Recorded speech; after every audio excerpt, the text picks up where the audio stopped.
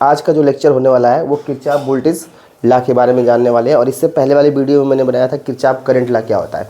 तो दोनों काफ़ी इंपॉर्टेंस है आपके एग्ज़ाम की दृष्टि से और साथ ही साथ में इलेक्ट्रॉनिक्स के लिए भी। तो आइए सीखते हैं कि आपका किरचॉफ वोल्टेज लॉ क्या होता है। देखिए, किरचॉफ वोल्टेज लॉ के लिए सबसे पहले हमें क्या करना है कि हम एक सर्किट डायग्राम ड्रा किए हो। जैसे इस सर्किट डायग्राम को आप देख रहे हो ध्यान से, तो इस सर्किट डायग्राम के अंदर में ईएमएफ जो है यहाँ पर E1 है, रजिस्टेंस आपका R1 है, और यहाँ पे एक इसके थ्रू R1 रेजिस्टेंस तो करंट I1 जाएगा, और इसके अंदर जो करंट है और लूप का जो करंट का डायरेक्शन है वो कुछ इस प्रकार से है।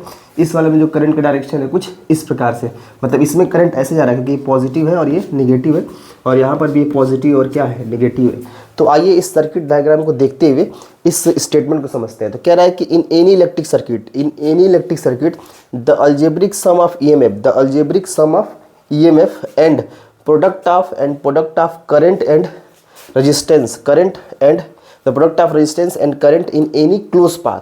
अब क्लोज पाथ क्या होता है? देखो, क्लोज पाथ क्या होता है, कहीं से तुम जहाँ स्टार्ट करोगे ना वहीं पे जाकर फिनिश हो जाओ, इसको बोलते हैं क्लोज पाथ। तो जैसे मान लीजिए इसमें ए चले, बी चले, फिर ई चले, फिर एफ चले, फिर ए चले, तो इसको बोलते हैं हम लोग क्लोज पाथ। पूरी तरह से वो बंद होना चाहिए।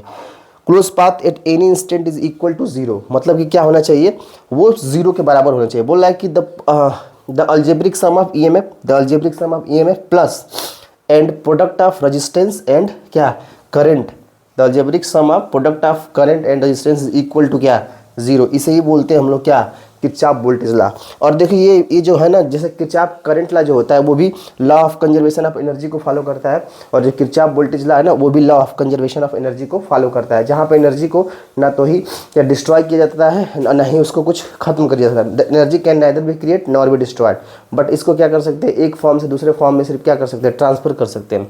तो आइए समझते हैं इसको न्यूमेरिकल पोर्शन में कि जब हमारे पास कोई न्यूमेरिकल वैल्यू आ जाएगी तो हम कैसे इसको सॉल्व करेंगे। ठीक है, तो सॉल्व करने के लिए सर्किट डायग्राम को ध्यान समझेंगे, और ये जो हमने अभी स्टेटमेंट लिखा हुआ है ये वाला कि the algebraic sum of EMF plus the algebraic sum of product of current and resistance is equal to zero, इसी को बोलते हैं किरचॉफ वोल्टेज लॉ। आइए उसको समझते हैं कि सर्किट में अप्लाई कैसे करेंगे। तो इस सर्किट को ध्यान से देखो तो यहाँ पर एक ईएमएफ E1 लगा हुआ है और यहाँ पर ईएमएफ E2 लगा हुआ है। करंट की डायरेक्शन देखो तो यहाँ पॉजिटिव इधर निगेटिव, तो करंट ऐसे जा रहा है ऊपर की तरफ। ठीक है, यहाँ पे जो हमने डायरेक्शन लिया हुआ कुछ इस प्रकार से लिया क्योंकि ऐसे हम लोग जाने वाले हैं। ठीक है, और इसमें जो डायरेक्शन है वो करंट का कुछ इस प्रकार से, क्योंकि इधर से करंट ऊपर जाएगा। तो यहाँ पे करंट I1 है क्योंकि रेजिस्टेंस R1 है तो इसके थ्रू करंट I1 होगा।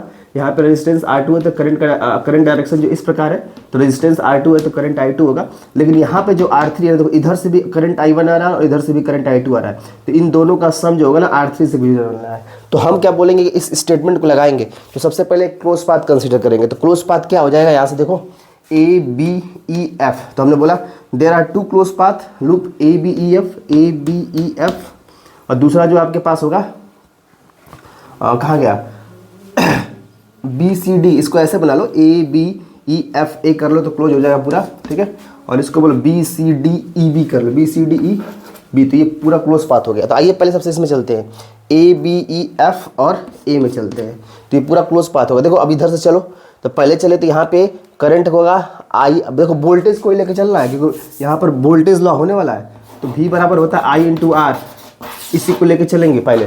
तो देखो वोल्टेज को सम करेंगे यहाँ पे, तो यहाँ पे I1 R1 है तो I1 हो जाएगा R1 हो जाएगा, तो R1 I1 लिख दिया मैंने, प्लस अब इसमें देखो दो करंट आ रहेगा, इधर से I2 और इधर से I1, तो I1 करंट की जगह हो जाएगा I1 प्लस I2, और साथ में हो जाएगा आपका R3, और वो वोल्टेज बराबर हो जाएगा E1 के, तो R1 I1 plus R3 I1 plus I2 equal to हो जाएगा E1। तो यहाँ से E1 बराबर हो जाएगा R1 I1 प्लस, यहाँ से देखो R3 I1 plus R3 I2, तो यहाँ से E1 की वैल्यू, आप इसको सिंप्लीफिकेशन कर सकते हो, बस इसको समझो कि लिखने का तरीका क्या है। ठीक है, ये तो सिंप्लीफिकेशन का पार्ट है। देखो ऐसे चलोगे कि करंट जिधर जा रहा है उधर से ही जाना है, तो वोल्टेज का सम करेंगे तो यहाँ से जो वोल्टेज हो जाएगा वो I1 और साथ ही में आ जाएगा R1 प्लस, इसमें इंटर करेंगे तो जो इन दोनों वोल्टेज का इसका सम होने वाला है, तो I1 प्लस I2 जो होगा वो करंट हो गया, और R3 आपका यहाँ पे, तो I1 प्लस I2 R3। अब देखो इसी को समझेंगे तो कैसे समझेंगे, इस वाले लूप में देखते हैं हम इसी को सीखने के लिए। फ्रॉम लूप BCDEB, तो BCDEB में समझते हैं कि कैसे होगा। ठीक है, तो देखो यहाँ पर समझना है, अब करंट का डायरेक्शन क्या ऐसे है क्योंकि ये लूप देखना है कि लूप का डायरेक्शन कैसे है। तो इधर से चलोगे तो हमारे पास I2 और R2 हो गया रेजिस्टेंस, तो I2 R2 रेजिस्टेंस हो गया, लेकिन फिर यही चीज़ इसमें आने वाला, अंदर से आएगा। तो जब ये अंदर आएगा तो फिर I1 प्लस I2 होगा, और साथ में क्या रेजिस्टेंस है, यहाँ पे R3 लगा हुआ है। तो सीखना बस यही आपको कि कैसे इसमें हम लोग KVL अप्लाई करते हैं। पहले वाले में KVL ऐसे चलोगे तो I1 R1, इधर करंट I2, इधर करंट I1, तो इसको रेजिस्टेंस के साथ लिख दोगे I1 + I2 R3। और जब ऐसे चलोगे तो I2 R2, और जब ऐसे आओगे तो I1 + I2 R3 वही वाला। और बाकी तो सिंप्लीफिकेशन करके मैंने लिखा हुआ है, इसको आप ले सकते हो। तो इस तरह से ये आपका क्या है कि चाप वोल्टेज ला, और इसको आप स्क्रीनशॉट लेके समझ लो। ठीक है, थैंक यू।